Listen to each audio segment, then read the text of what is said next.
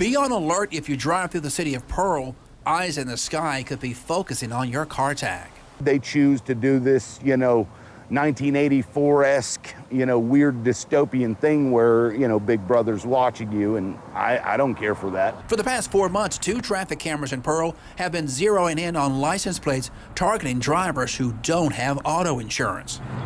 It does make it so that way we don't have uninsured drivers as much hitting insured drivers. Pearl spokesman Therese Apel says for safety reasons, she couldn't tell us where those cameras are located.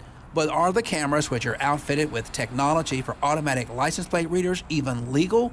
Besides, some insured drivers have also gotten tickets. And it was just irritating because, you read about things and it happens to other people, but it doesn't always happen to you. And I've always had car insurance. Tim Ryland says he was shocked when he got a ticket in the mail. The ticket cost was $315, which, seemed like a lot to me for something that wasn't true. A camera captured Ryland's car tag as he drove down Pearson Road in Riverwind back in March. I was the one driving the car, yet my wife is the one that got the ticket. Now, it may be that our vehicle is in both of our names, and for whatever reason, they decided to send the ticket to her. But it's not her car, it's my car. According to the 4-year contract Mayor Jake Windham signed with a private company, Securix Mississippi, the cameras are part of a, quote, crime reduction program. You would have to probably talk to an attorney about that wording. I didn't obviously have anything to do with this program, but the fact remains that when you don't have insurance, you are breaking the law because there is a law that you have to have insurance. The cameras are generating a lot of revenue, according to city documents.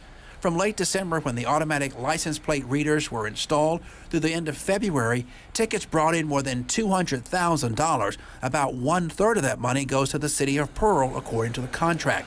But the city hasn't gotten 1 cent from Tim Ryland.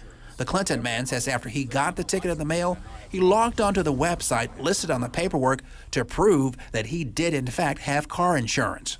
The process of actually filling out the paperwork online was probably 5 minutes, and they had responded within 3 or 4 hours that they had accepted my insurance. And after reviewing, we find that the insurance was valid at this time.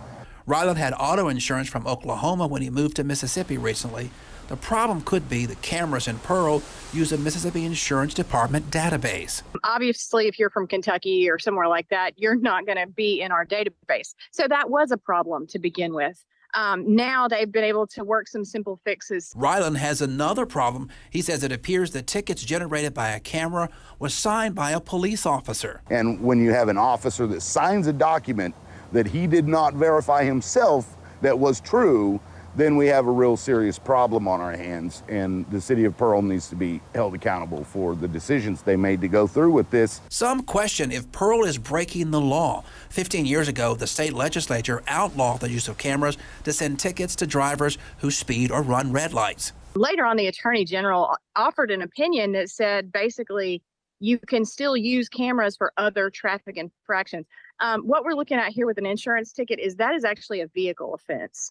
Ryland says whether they're legal or not, the cameras need to go. I am boycotting Pearl until they stop this, because I think it's absolutely ridiculous to be accusing people of crimes that they don't commit. Reported from Pearl, Ross Adams, 16 WAPT News.